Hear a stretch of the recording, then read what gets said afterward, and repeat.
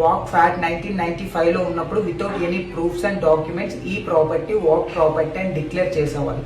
Walk my to stop in Arabic. అలా ఈ act ని మిస్యూజ్ చేసి lack of transparency Muslim communities ని మేనేజ్ చేసేవాళ్ళు. అలా చేయడం వల్ల ముస్లిం కమ్యూనిటీస్ కి ప్రాబ్లం అయ్యేది. కానీ ఇప్పుడు వచ్చిన న్యూ అమెండ్మెంట్ సిస్టమ్ చాలా ఫెయిర్ అండ్ అకౌంటబుల్. ఇందులో ప్రతి ఒక్కరి గురించి ఆలోచించి నిర్ణయం తీసుకుంటారు. బిల్లో చాలా చేంజెస్ వచ్చాయి. అవి ఏంటంటే వాకౌట్ పవర్ లిమిటెడ్ అయిపోయింది. ఇందులో without any proofs and documents ఈ ప్రాపర్టీ వాక్ ప్రాపర్టీ అని డిక్లేర్ చేయలేదు. ముస్లిం లేడీస్ కి వాక్ ప్రాపర్టీలో వాళ్ళ భాగం దొరుకుతుంది. వాక్ ప్రాపర్టీ అవ్వాలి అంటే digital database records, documentation, transparency, అన్ని రికార్డ్స్ అండ్ ప్రూఫ్స్ ఉండాలి. Historical monuments and national tribe lands ని ఆక్యుపై చేయలేరు. వాక్ బోర్డ్ లో డైవర్స్ మెంబర్స్ కూడా ఉంటారు, అంటే నాన్ ముస్లిమ్స్. ఒకవేళ కేర్ టేకర్స్ వాళ్ళ ప్రాపర్టీని మిస్యూజ్ చేస్తే వాళ్ళని రిమూవ్ కూడా చేయొచ్చు.